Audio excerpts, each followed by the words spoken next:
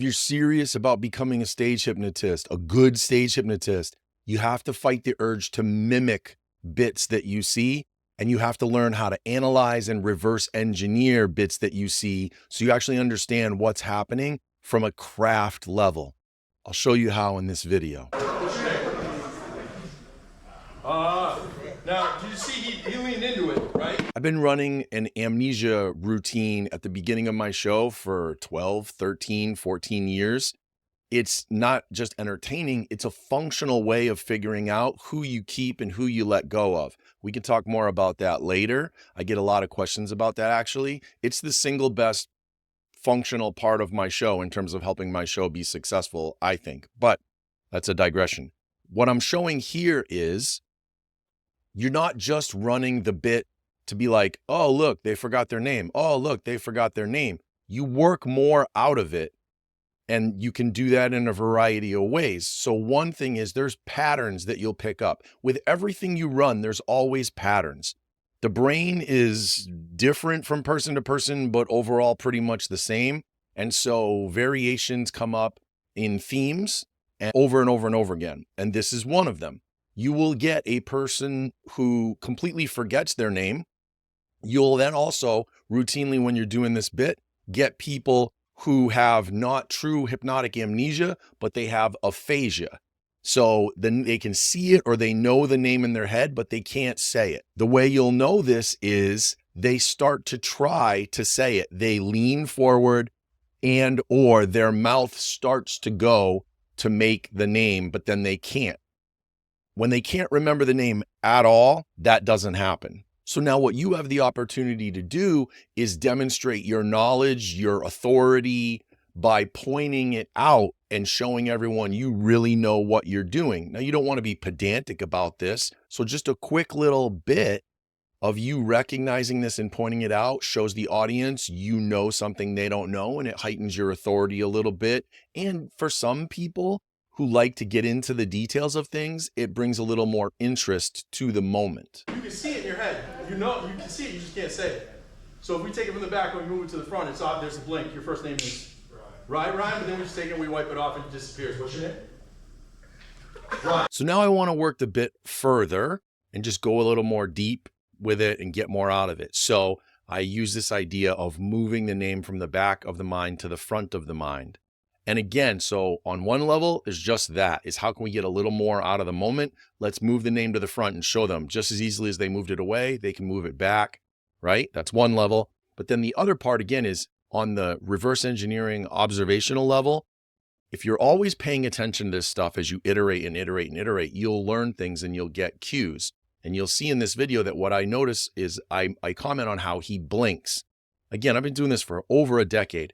Every single time that that name moves from the back of the mind to the front of the mind, if it does it properly, they blink when you touch the forehead and do it. They're not blinking as a flinch. It's connected. You see it. Again, I've hundreds and hundreds and hundreds of times I've done this. They're blinking with the activation of the return of the name. If they don't blink, the name didn't come back. I don't know why, but the few times that that's happened, if they don't blink, the name doesn't come back, and then you prompt them and they can't say it. Sometimes it's almost like they overfollow the first suggestion, but you can visually cue on, okay, I move it from the back to the front. Yes, it actually happened because they blinked. And then you say your name and they say their name. Then you go another layer, another level where then you wipe it and make it disappear again. So there's this interesting process happening for the audience.